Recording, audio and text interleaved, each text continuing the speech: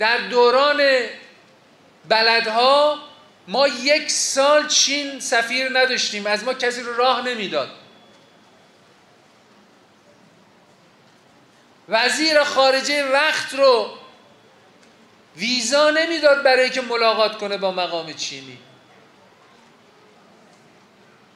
نماینده مقام معظم رهبری که میخواست سفر کنه به چین مجبور بود به عنوان همراه اسم وزیر خارجه رو رد کنه تا اجازه ورود بهش بدن. اینا که ادعای بلد بودن میکنن دیپلمات‌های برجسته جهانی هستن.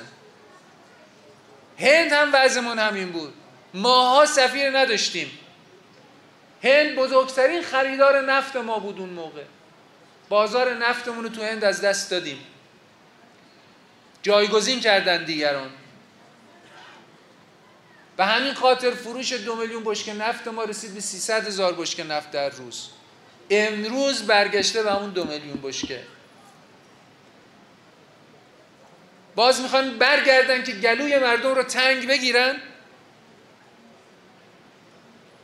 مردم عزیز، مستضعفین، پا برهنه ها، مردم شهرهای اقماری،